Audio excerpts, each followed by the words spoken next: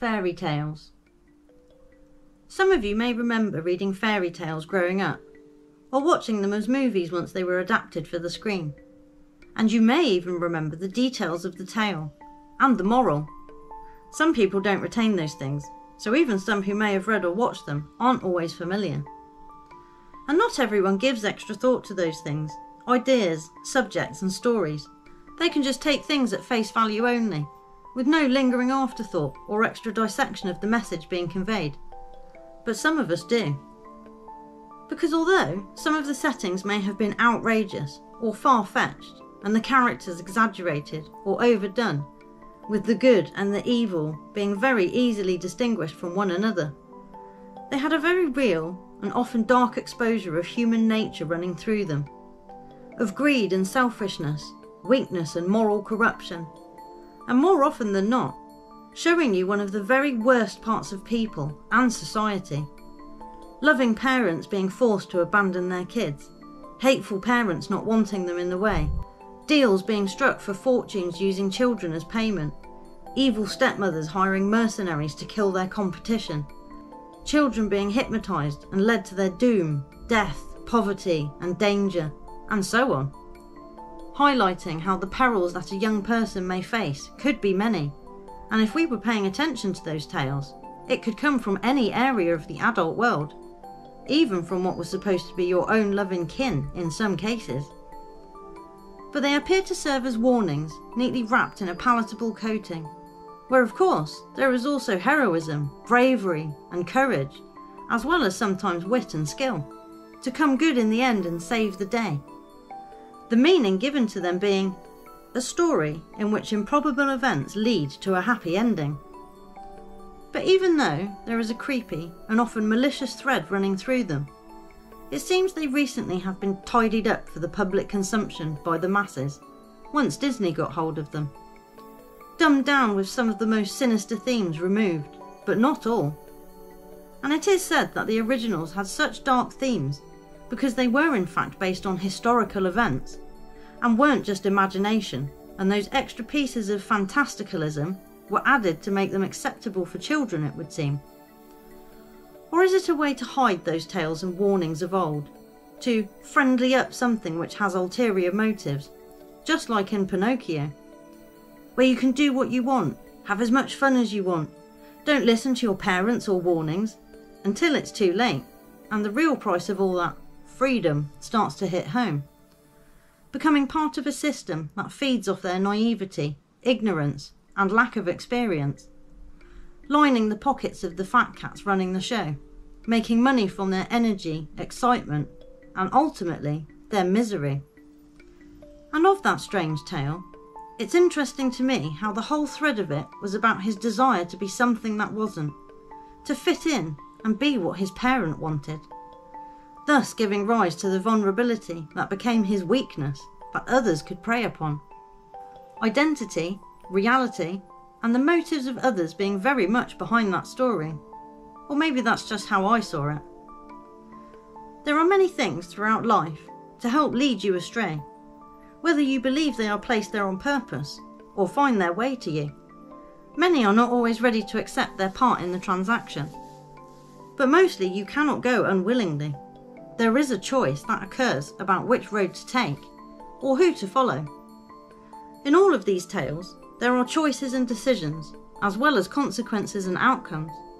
And while some would prefer to focus on the outcome, it means they may overlook what it was that led to it, often preferring to believe they are bystanders to circumstance, rather than players in it, and sometimes the engineers of it. I wonder what fairy tales we could write of these current times, to try and continue to convey a darkness of which the undertones have been felt for more than a few centuries and continue to lurk among us. Or maybe that's why we keep the old stories, to remind the next generation to be wary and watchful, because sometimes, behind the bright colours and beyond the witches and unicorns, there is something real and dark watching and waiting.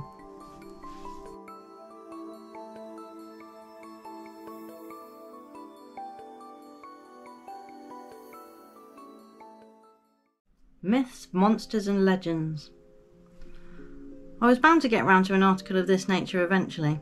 I've been mulling over myths, monsters and legends for over 30 years now, and although having previously accepted that these things were fantasy and fictional, rational thought and more research has now made me rethink that presumption.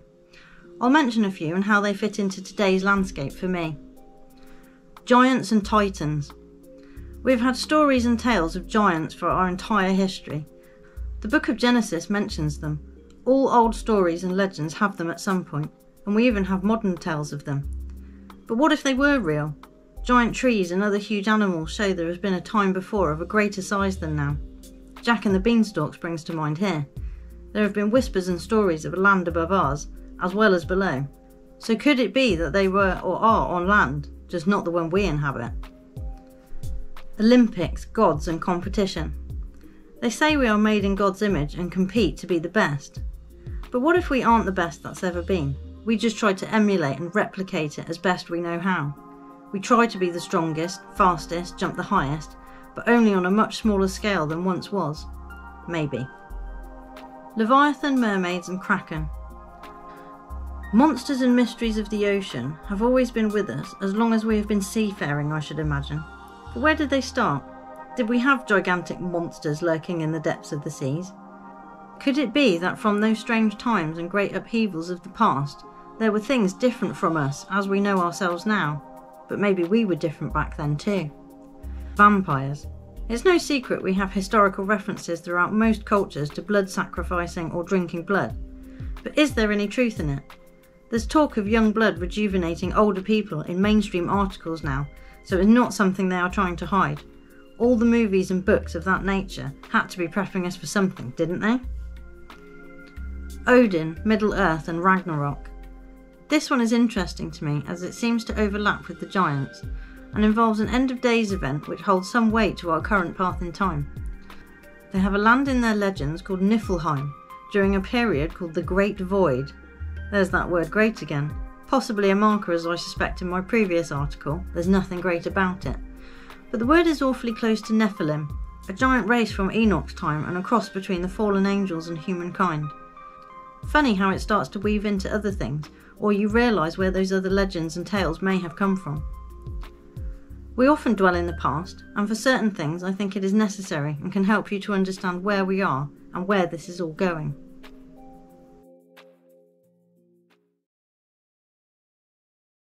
Giants. There has been talk of giants for generations, hundreds of years in fact, across multiple continents in varying forms. It could just be that some tales are just too fantastical and stay with us for reasons unknown. Or it could be that it's because they were whispers of truth turned into tales and stories to make sure they stayed with us. To help us to understand that there was once a different time of giants and titans, of myths, monsters and legends, when a different atmosphere was perhaps around us and these things were not so out of the ordinary. They seem so outrageous now because everything has been normalised and scaled down, but who is to say we will not have a time like that again one day? Frost giants and Asgard, mentioned briefly in the linked article above, but I had no idea how intricate the lore is, and how when it is read in the context of there being faraway frozen lands inhabited by giant unknown beings, it doesn't sound as crazy as it once did. Stories of cities in the sky and other things start to link in as well, if you are so inclined to that train of thought, obviously. Jack and the Beanstalk. This one is just a children's story, and fun to think that there could be magic beans. But that is not what interests me about it. Take away the magic beans and cow to market bit, and focus on the tall tree-like structure that grows up to the sky, to the land above, where there are giants. Titans and Nephilim. Going back to biblical times and written in the books of Enoch, there are titans. Think of the film Clash of the Titans, where they are in their godly giant palaces above, tinkering with and setting the fate of man. There are also the Nephilim, which were supposed to be of giant stature and are part of the angels who were cast out and procreated with humans. Lots to unpack there. The Giant's Causeway. In Ireland, there is a geological wonder called the Giant's Causeway, literally named after a giant called Finn Mac Cumhaill. And if you look around the whole British Isles, there are a strange number of tales and folklore about giants, things named after them and records of them. It makes you wonder if they really are just made up. Well, makes me wonder anyway. Long Meg. There is a tale of a giantess at the time of Henry VIII who lived in London town but came from the countryside. Most might think nothing of it, but having visited a site up north of what is claimed to be a large Neolithic stones called Long Meg and Her Daughters, it made me wonder. And we all know it's fairly easy to make something either stick or drop from history. Through the cunning use of inquisitions, burning, torture and ridicule, they usually got everyone singing the same tune, if you catch my drift. Slight side note here, I looked up where April Fools came from the other day, as I have been looking at different calendars around the world and in the past. I already knew that we have moved the year from April to January, as the tax year is still running to the old one. New Year's Eve used to be at the end of March, and April marked the start of the new year. Then some bright spark decided to change it to January. You see where they can even change time, add things, take it away, and everything changed. 1752 they moved it. But not everyone remembered or was on board, so they took to mocking anyone who celebrated New Year on April the 1st, calling them fools. Six-fingered giant, Afghanistan. It seems we have recent stories of giants too, not just old school myth. This one during the Afghanistan conflict, where soldiers encountered a six-fingered giant in the mountains, they say, and a number of soldiers were killed rather gruesomely. There have also been a few strange stories emerging from the desert regions, so who knows. Patagonia. Many a traveller and explorer wrote of there being giants in Patagonia. They are named as such and drawn on maps of that time, talked about in local lore, stories, paintings, legends, etc. So I do wonder if they simply were eradicated and then removed from history as much as possible, to make the world an ordinary, scaled down, smaller version of itself. To hide the true size and fantastical past of this realm and what it and we are capable of. Perhaps. BFG, a fictional story by Roald Dahl, and a very enjoyable one I read and watched as a child. And although it is meant to be purely fictional, it made me think of other lands inhabited by other creatures, lands just above us or below us. And dreams are another kettle of fish, but the strangeness of this story did not pass me by. It's not just a simple story about giants, there is more to it, but for this article, it's about giants. The Selfish Giant. A moral tale for children, but doesn't just feature an old grumpy man, as with Ebenezer Scrooge. No, this one is a giant. Could be just as with the BFG, a story for children, and nothing more. There may be nothing to the tales and legends, and it could all be nonsense, but sometimes I just can't help thinking it isn't.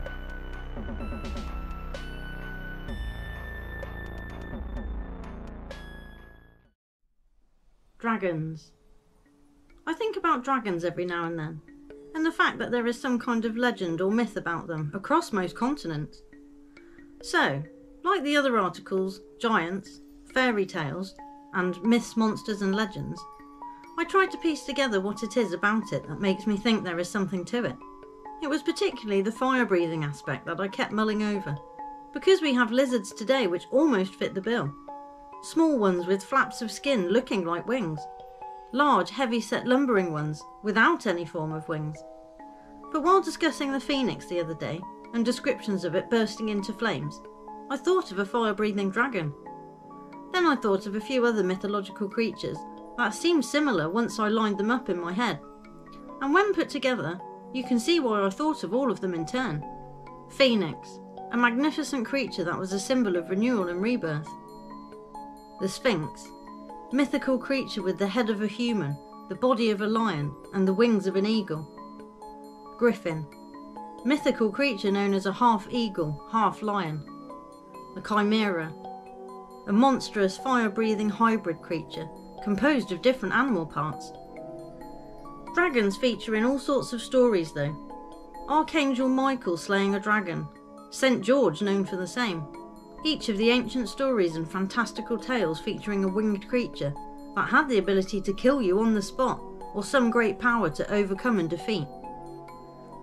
Another came to mind based on its description, although the visual portrayal I had for this myself was from a movie, so didn't fit until I gave more thought to the aspect of serpents in all these stories, Medusa being the most famous of these I believe.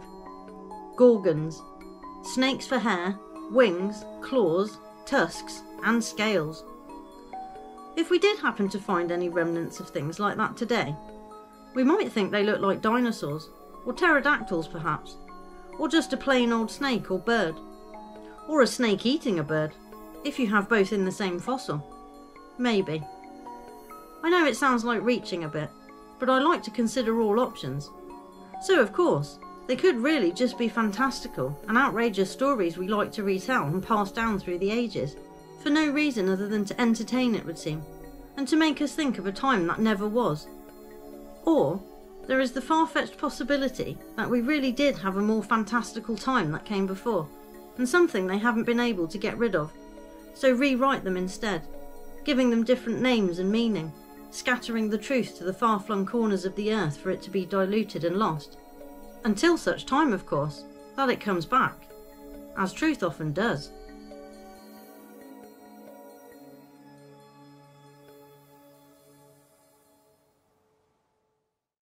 Little people. We presume ourselves to be the average, I guess, as we talk of giants and of little folk, as if we are the benchmark, the standard by which to judge what is considered unusually large or abnormally small. A few examples of each of the extremes we have stories of. Lilliput, and probably the closest to the thought I had, an imaginary place where the inhabitants are only 6 inches tall, and the arriving Gulliver is seen as a giant, yet as of normal size in our eyes. So perceptions and what you know as reality tie into that belief you are viewing a giant or miniature person. Pygmies. There are said to be slightly smaller versions of ordinary people, not so much anymore, but it is said they existed back in the day. The Borrowers. Another fictional telling, as with Lilliput, of miniature people living alongside us, almost completely undetected. Doozers and Fraggle Rock. A fun children's television programme, which has 3 sizes of things, but it was the tiny doozers that always caught my attention, just getting on and being industrious, like little ants. Oklahoma folk. Little people that have legends and have remained throughout the native Indian folklore. And the list goes on if you start reading about different places, landmasses, times and cultures. They all feature some kind of idea of small people, and often large too, but mostly small and mischievous, and it may well be just a strange and imaginative story that hung around, and its wonderment so much that people won't let it go. Or could it be that they are still here, just hiding in their little cave houses, cracks and crevices, viewing us as overgrown creatures and destroyers of worlds, keeping themselves to themselves and staying out of the way, because we are the giants now.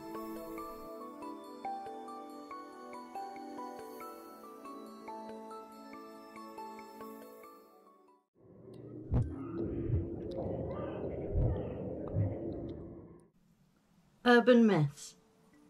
We hear stories and local legends, and like with fairy tales, urban myths have a way of hanging around, being retold, shared and handed down through generations sometimes. Smaller and more local than the grand myths, monsters and legends that end up being known through various lands. These ones being relevant to their location and time, and often with threads of truth running through them, but have had their own element of Chinese whispers added over the years. But I watched an interesting documentary about Staten Island, and of their urban legend called Cropsey. Now, I've already been looking at certain islands around that area, with Coney Island being mentioned in my articles A Train of Thought and Being Real, linking them to ideas of enticing young people to islands with promises of fun and freedom. Also, Ellis Island has not gone unnoticed as a central hub of movement, looking like an ordinary processing centre when told it was for registering immigrants to America, but it's seeming like so much more now. But Staten Island is different, and as they say it, became a dumping ground.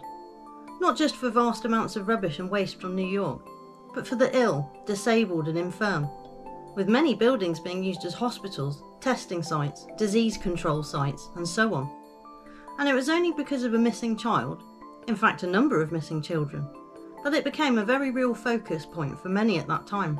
It seems there have been an awful lot of occasions where people, and more alarmingly children, have gone missing and never been found, or what their final fate was, becoming new legends and myths in people's lives. And many of us might remember such strange stories from our childhood, or have heard various legends of places along the way. A few films below that come to mind for this subject, which all have a slight supernatural element running through them. Apart from The Village, that was more a psychological one, pretending to have supernatural entities causing havoc. Candyman, 1992. The Blair Witch Project, 1999.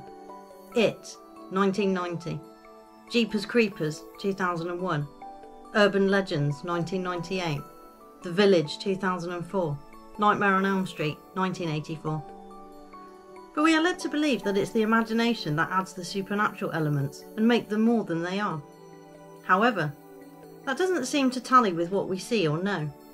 Although people's attention can be caught by sensationalism, mostly people prefer the reasonable and more ordinary answer, often not willing to accept even the idea of an extra dimension of darkness, because it's safer for the mind, I suspect. So I wonder, how is it that such stories of demons, ghosts, witchcraft, vampires, rituals, entities and such made it onto the mainstream? Just through fiction? Or is it that fiction is the only way to cross that border of ideas, comprehension and understanding, to make people consider the extreme of it being real, so as to plant the seeds of warning? And why would we need those warnings? Are movies and stories just a modern version of those old fairy tales, updated for the times but still here to pass it on? As well as desensitising some people, it alerts others to the strange and dark that mostly likes to stay hidden and be among us, like the daywalker, just blending in. So myths and legends do something more than just entertain or keep the past alive. They are a cautionary tale, often with threads of truth running through them, trying to reveal themselves. All we can do is pay attention, as you don't know if it is just fiction, after all.